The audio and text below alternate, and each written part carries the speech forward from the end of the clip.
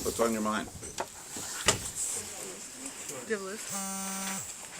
So we're members of Who's Diversity, as you know, a collective of undergraduate and graduate students.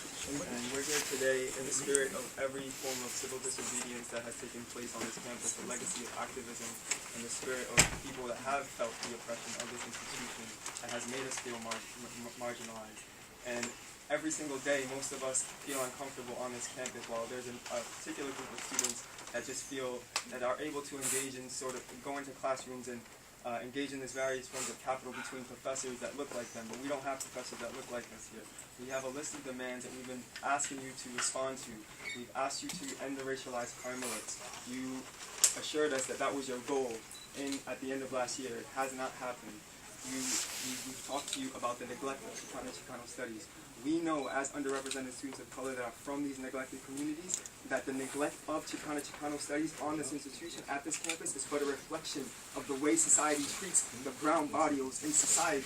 The way the way this institution treats African and African American studies is but a reflection of how the black ghetto is treated. The way you treat American Indian studies is but a reflection of how indigenous people are treated, maltreated on reservations in Indian country. We are demanding today, as we have demanded before, that you recognize the humanity, the dignity of these underrepresented groups, of underrepresented students. Understand that we can't continue with this mismatch between students of color and the professors that they learn from, the faculty of color and the students they teach. Just yesterday, I received notice from my advisor that he's leaving my department. He is a faculty of color. He and his partner are leaving sociology.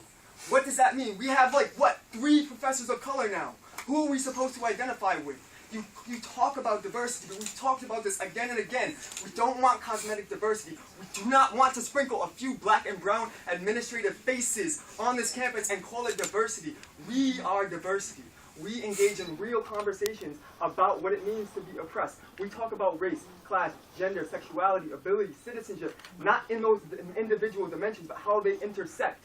You do not do that on this campus. You take things in these little compartmentalized identities and call it diversity. We know everyone who walks around this campus feels uncomfortable who is from an underrepresented community because people on this campus do not look like us. The police who search us and arrest us do not look like us. We do not need this harassment anymore. We are sick and tired of this, and so we have to take over this space because every day when we feel uncomfortable, you still are able to have your sense of comfort. So we have to make you feel uncomfortable a little bit in order for you to hear what we're trying to say. We've tried to engage in institutionalized dialogue. That does not work. Why? Because you have set the parameters, Dr. Kaler, under the terms for which we disagree, and that's unfair. We've invited you across the street for a community forum. What happened? You said you don't want to go, but you can travel thousands of miles to meet with plutocrats, big business, fat cats, about University Matters. And please, everything that I'm saying, this is an honest truth, and I know the truth is an offense, Dr. Kaler, but you know also that the truth is not a sin. So I'm asking you to listen to our truths, our unapologetic truths right now. A lot of people in this room right now have a lot to say. And it's not about just listening to us, but we are not leaving until our demands are met. Yeah, you sit comfortably in your office and you talk about how it's your space, but yet again and again the university has eroded the spaces that students of color call their own without consideration for what students actually are experiencing at this university. So yes, you have your office, it may be sacred to you, it may be your office, but we don't have these kinds of things at the university. And we've been asking, and when we protest, you look at us and you tell us that we're not acting in the legacy of Martin Luther King. Your administration shames us. That's enough. What else do you want us to do? Just a week ago, the OED office sat there and talked about how the Morrill Hill takeover was something to be remembered and honored. They forgot to say that many of those students were criminalized, that many of those students didn't get their degrees for years, and that half the things that those students achieved have not been, are no longer in place. So MLK may have been established, but slowly that space is being opened up to other students because it's not accessible enough or it's not inclusive enough. The second floor was not inclusive enough. Our departments, slowly the faculty are leaving. And what can we do other than speak to you and get the same runaround? You know, OED is supposed to be there for us, but when we say something, they back the excuses that the university has given us. And we have never called you out in public, none of the OED people, because we respect that you're here to do your job, and we hope that you're actually acting on the spirit of students of color. But when we speak, you know, you all are not listening. So we feel that in honor of the Morrill Hall Takeover of 1969, the Morrill Hall Takeover of 1971, and the Morrill Hall Takeover of 2005 by the General College students who were criminalized, arrested, and mazed, and we're only able to sit in this office for 6 hours. It's our duty to sit here today and ensure that students get the justice that they deserve and that our voices be listened to. We're not trying to this is a nonviolent action. So we're not trying to push anyone, we're not trying to push the police out of the way, but the fact that we can't even sit in here and that the police are already waiting here is just a reminder of how students of color are treated at this university. And we're not going to stand for it anymore. And by blocking us or by stopping us, you all are a part of the legacy of the people who are stopping progress at this university. So you remember that in terms of what legacy you want to be a part of.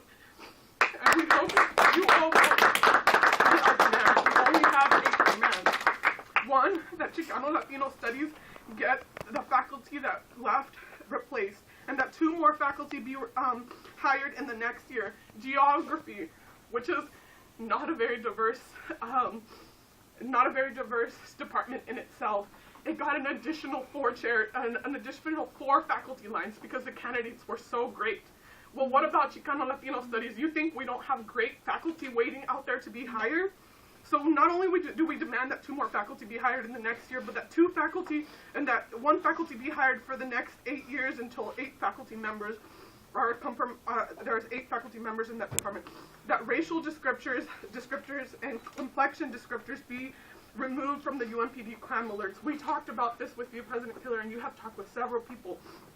And again, you said that you understood this, but there was no action in 2014. And we understand that people like Pam Wheelock are not in agreement with us, and that there are some people who are allies to our cause, but we need everyone to be on board with this issue. That the decision to close PSTL be reversed immediately, and that a cluster hire of faculty of color be started in 2014 in solidarity with Riggs. That a program be established to recruit high school students from working class neighborhoods. That all students be required to take at least 1 class from the Ethnic Studies departments or from the Asian American Studies program.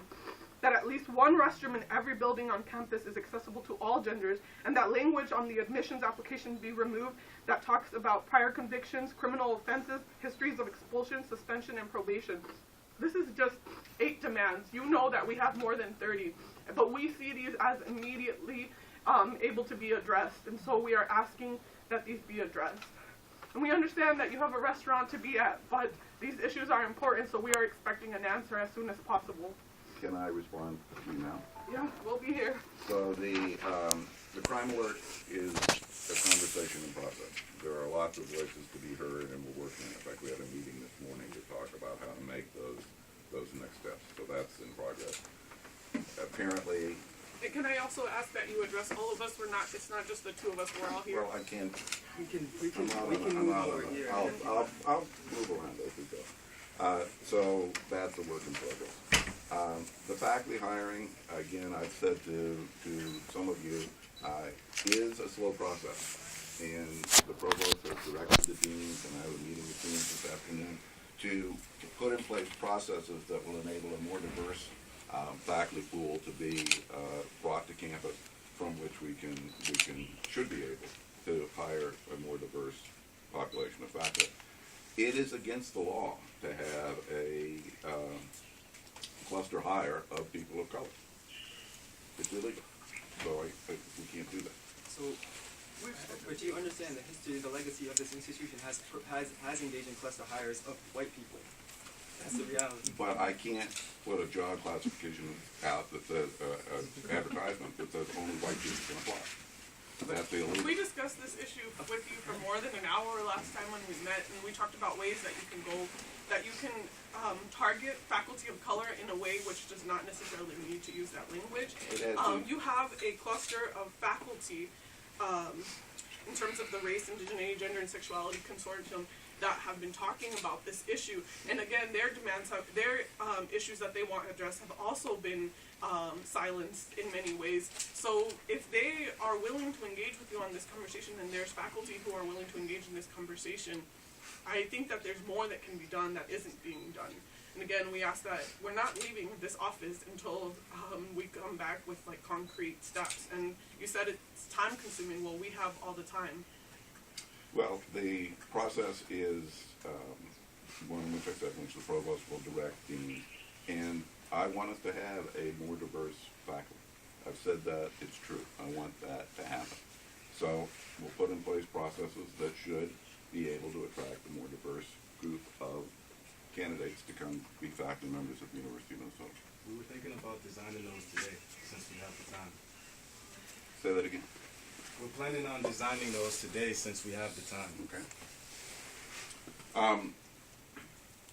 Crime Alerts faculty, being able to recruit students from more diverse populations, undergraduate students, is a priority of the institution. We put in place the President's Emerging Scholars Program just last year to provide additional financial aid for students who find it difficult to attend the university for financial reasons.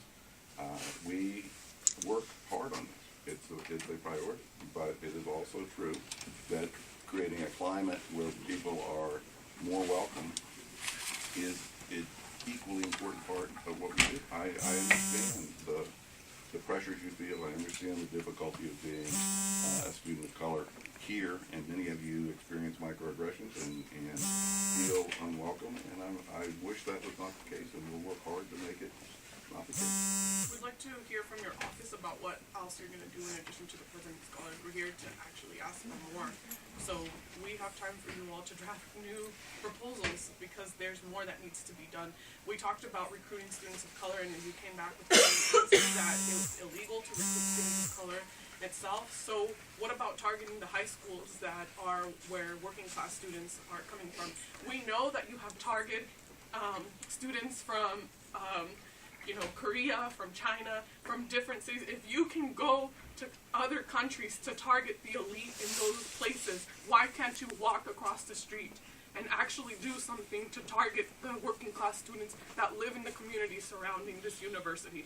So you have time and the effort and the money to target those students, to target international students. And we see international students as our brothers and sisters because we know that they face the same racist crap when they get to this university. But we know also that your university has increased the number of international students in the last 10 years and doubled it. So how is it that you can double those, but even though students of color have been talking about this issue since the 60s, if not before that you can't double those numbers, that those numbers have stayed stagnant for the most part? So to increase the pool, to attract interest at the university, we, for example, have started a reading mentoring program at Ramsey Middle School. Those are very small programs. So what can we do on an institutional level to target those students? General College was an example of that, and you all know that General College was successful in recruiting students of color, but it didn't fit with your mission of excellence. It didn't fit with your view of how this university should be seen around the world. So OED is aligning with undergraduate admissions to do a cadre of programming starting in the 8th grade. We know that we have to try and assist K-12 with, number one, closing the achievement gap, and number two, making students see the U as their top college choice. So we're starting programs starting in the 8th grade, multicultural connections, having a pilot where we are really having high touch with those students who actually can see the U as their top college choice. Part of the connections here is to be able to come to events like the open space, to hear these kinds of things, to read the campus climate report. Again, this is not going to happen overnight. Diversity work doesn't happen overnight. It is a on the ground, step by step, making these connections with K-12, with administrators, with guidance counselors, to have them see the work that we're doing as a part of the process. But again, we have to have much more a commitment to community and a commitment to having these dialogues versus just, having the demands. Part of what we want to do, and which we've encouraged each of you to be a part of the process and a part of the solution. This work is long term. This work is not going to happen overnight. So this still happened overnight. I came back from my honeymoon, and I've been a grad student in CNI for a few years, and had heard nothing about this being on the table. And it took most of the faculty by surprise. Why was a decision as monumental as that not opened up for public feedback or dialogue? Where was the dialogue then? It just, Dean Quam, I know, said it wasn't her responsibility because CLA was pushing for this for years. Why couldn't we've gotten feedback on that before the decision was made to shut it? I think what I'm trying to say is that when we want to increase diversity, we have to have these long, slow steps. But when it is any time that the university takes the steps towards decreasing diversity, it happens overnight. Especially when there is pushback, like this one. There's pushback against the closing of General College, and a university is supposed to serve its students, and when students are saying we don't want this to happen, it happens anyway. So I think what Zach is trying to say is we get the same old sort of tired speech about how slow it has to happen and how we have to have conversations. But that's only when we're increasing diversity. That's only when we're reversing the white supremacist foundations of this university. Because white supremacy this university is founded on white supremacy. We are on Dakota land, right? And and when we're trying to talk about closing departments whose work gave you the vocabulary to talk about what microaggressions, those are our people, right? But you're talking about closing down systematically, passively departments who give you the language to talk about diversity and racism, and you're saying it's not worthy. So to me, and as a university, which is supposed to be more than about how many majors you have, because of last week, President Kaler, you told me that one of the reasons that we weren't investing in Chicano studies, one of the reasons why Chicano studies wasn't excellent, I guess, is because we had 7 majors. But is this university about majors? Is it about how much money we can get? Or is it about serving the community?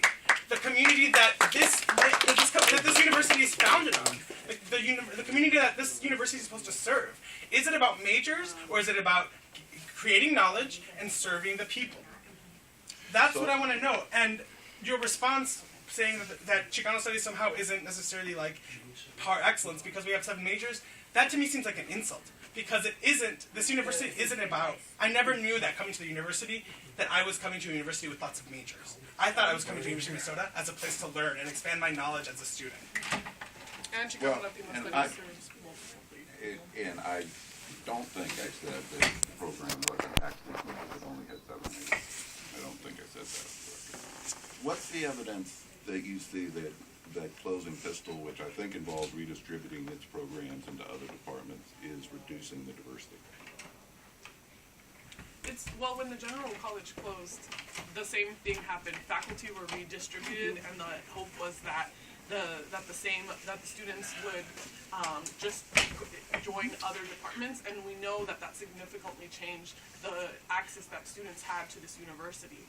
So when we see Pistol closing, and last time it was kind of like divide and conquer kind of strategy, because the faculty were offered other positions while the students who were being served by that program were voicing how they did not want that program to be closed. So yes, the faculty will not be fired and they will still be on this campus, but the students who are being served will no longer have that program.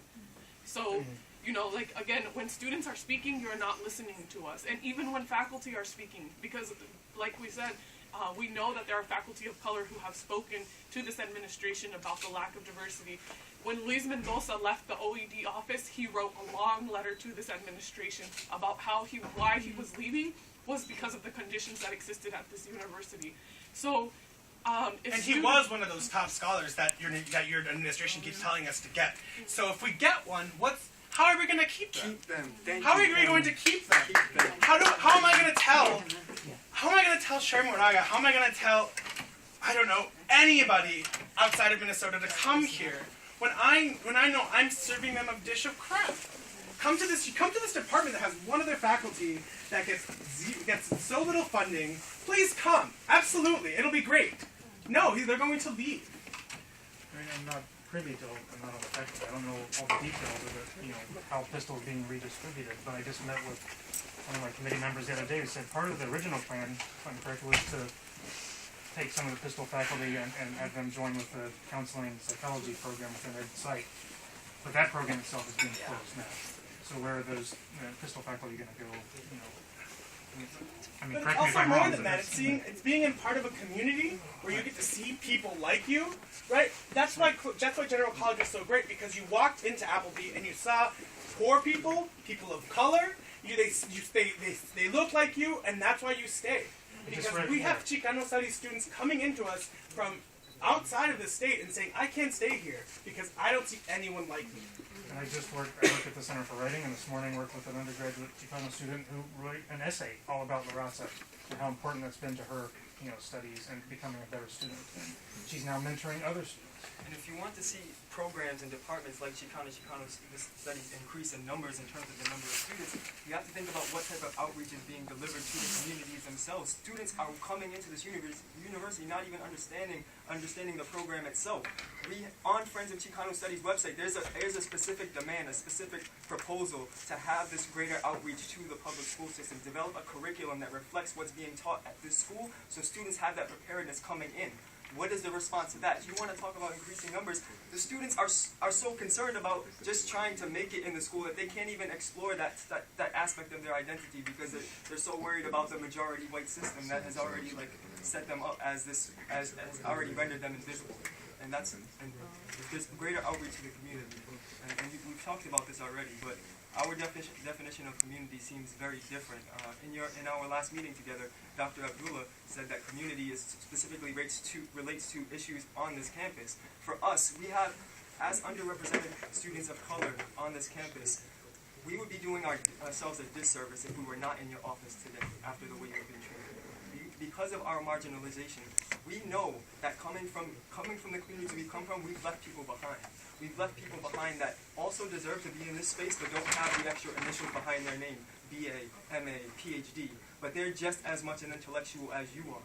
But no one in this administration seems to appreciate that. So we have no other choice but to be here, because in that we are responding to the mandates of our conscience, as Dr. King said. We are doing that right now. And we like to talk about the tradition, but I don't know how we can articulate or actually relay those words in such a hollow way, in such a meaningless way. We are substantive diversity that we've been talking about, but that you don't seem to appreciate. Well, I don't think it's fair to say that I don't appreciate diversity. I think it's incredibly valuable. I recognize the importance. We have efforts to create greater diversity amongst our student body. We have activities and plans to grow diversity amongst our faculty. It takes time. We know that it takes time, so that's why we expect you to return with proposals, and that's why we're asking for that today. We know that your staff is here, and that you may not have had this plan today, but we can't wait any longer. So we expect that you all come back with proposals. And you say it can't be done overnight, but we also know that, for example, the decision to hire more faculty can be made by Dean Coleman. That is a decision that can be made today, and we can't wait another 6 months, another 2 years. The Department of Chicano Studies was established with the promise that they would get more faculty. Luis Mendoza, he was hired with the promise that he would get more faculty. No, the department has been promised that there would be more faculty. Should it wait another 40 years, even though it's one of the oldest Chicano Studies programs or departments in the entire country? it's a shame. It's really sad that. What does that say about your university? Whose priorities are being prioritized here? When you have a department that is foundational, when you have a department that is known across the country as being a gem to the north, to the Midwest, and your university has never had more than 2 faculty members. What does that say? Take a moment and just think about what that says. When you have a department, how can you not expect us to be angry? How can you not expect us to be impatient? We've been patient for 40 years. The definition of insanity is doing the same thing over and over again, expecting different results. We are not insane, and we are here to tell you that. And also, time is a very vague and abstract category. We keep talking about this being a process, but your definition of process is a lot different than ours. When we talk about time, we're talking about February 9th, 2015, right now. Let's talk about this time. These demands cannot wait. Let's talk about setting deadlines if you want to talk about time, but you can't just say, let it be a process and let it run its course, because that's no assurance for us. Our lives are then still held in this very precarious state. This very uncertain state where we don't know what's going to happen. We just have to trust that President Kaler said it's a process, and so maybe it'll come, maybe it'll come, maybe it'll come. We've done that way too long. We've done that way too long. So we're gonna be here. Anybody else want to talk to me? I personally just want to know, well, I know that there's, like they said, over 30 demands on the original demands, and I only came in here with the intention because I believed all 8 of those demands that we have in that, on that paper that she has can be done today, and so I'm not leaving until you agree to all 8. That's what I have to say. These are doable, and these are doable today. Mm-hmm.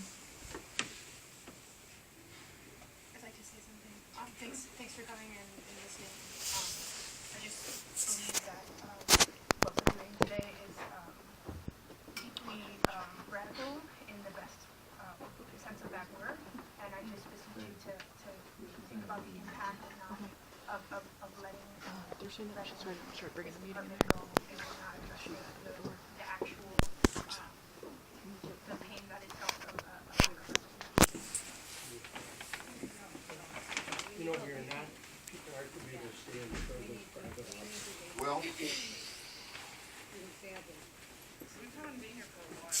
That may be the Hey, everybody, let's bring the meeting into this office. no, we're not doing that.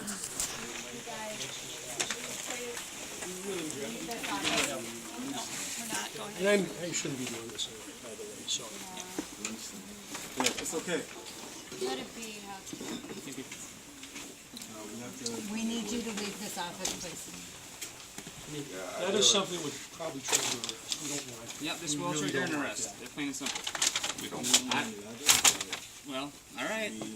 The choice is you're falls in welcome. your court. You're welcome to hear, but this is my private office. There are things in here that are confidential. Yeah, we don't want your papers. We don't want your papers. Doesn't matter. Yeah, we don't want your papers, we don't want the art, we just want a different university. We want the space transformed. Oh my We have a list of demands that would help with. Look at everybody out there. Sorry, You guys, this is when you start disrupting the...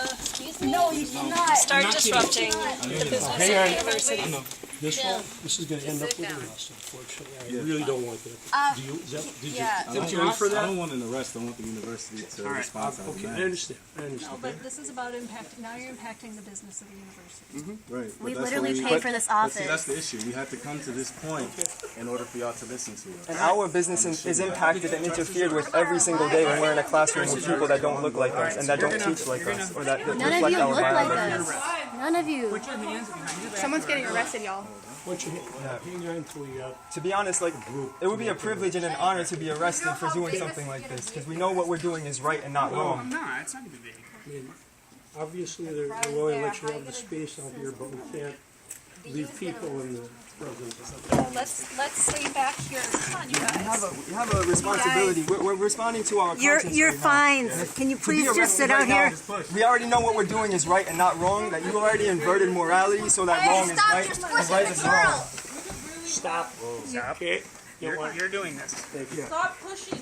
Okay, like, help me. You've already. Can we please sit down just out here? Would you do this to your guys, kid? why? Would you do this to your own Why kid? is this such a big deal? Would you do this to your own Because kid? you have taken over our space. We need to have Would a you do sense. this to your own kid? Would you do this to your own kid? Would you push your own kid?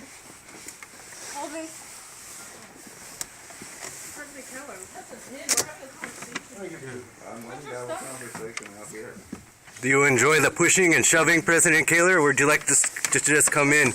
That's all we want to do is come in. This is becoming physical, and it doesn't need to be that way. I'm sorry. To be arrested is.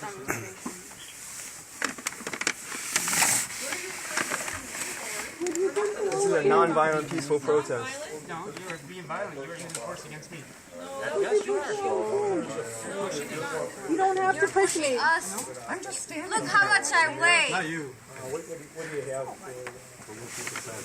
I'm just standing here. You're letting him push me. You don't have to let them block the way. Pushing me. This isn't just us watching. This is a lot of people watching this. And we'll talk out here. We've been talking out here. We want to talk in there. President wants to come back out, so that means you're going to have to leave too. We're not leaving. Well, If he wants to come, like, he can come, but I'm not. Do you want this to be your legacy? This is not my legacy. I'm happy to talk with you, as I have said, about these issues at your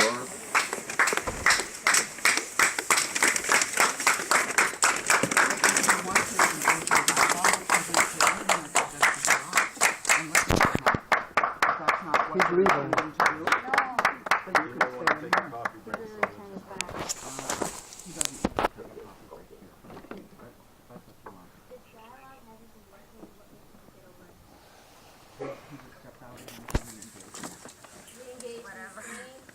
Like, roundabout dialogue. All I've been doing is diversity. Shame on you all.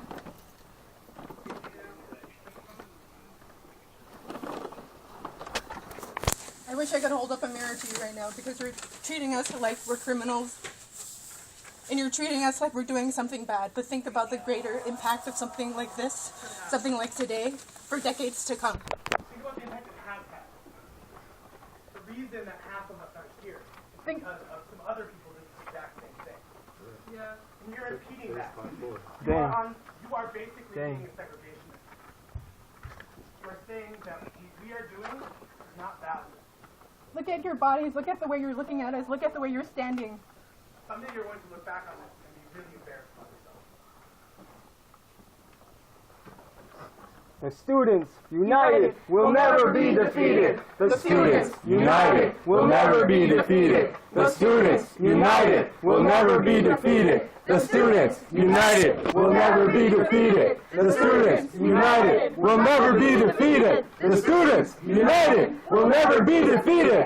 The students united will never be defeated. The students united will never be defeated. The students united will never be defeated. The students united will never be defeated. The students united will never be defeated. The students united will never be defeated. The students united will never be defeated. The students united will never be defeated. The students united will never be defeated. The students united Will never be defeated. The students united will never be defeated. The students united will never be defeated. The students United! will never be defeated. The students united will never be defeated. The students united will never be defeated. The students united will never be defeated. The students. Ho, Racial profiling's got to go. Hey, hey! Ho, ho! Racial profiling's got to go. Hey, hey! Ho, ho!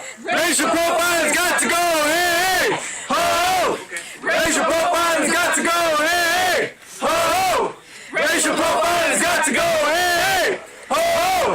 Racial profiling's got to go. Hey, hey! Ho, ho! Racial profiling's got to go. Hey, hey! Ho, ho! Racial profiling's got to go. Hey, hey! Ho, ho! Racial profiling's got to go. Hey, hey! Ho, ho! Racial profiling's got to go. Hey, hey! Ho, ho! Racial profiling's got to go. Hey, hey. Wait. Racial profiling's got to go. Hey. Hey, get off your chest. Get off your chest. Hey. Please stand back. Stand back, guys. Stand back. Stop. Here, I'll help you up, okay?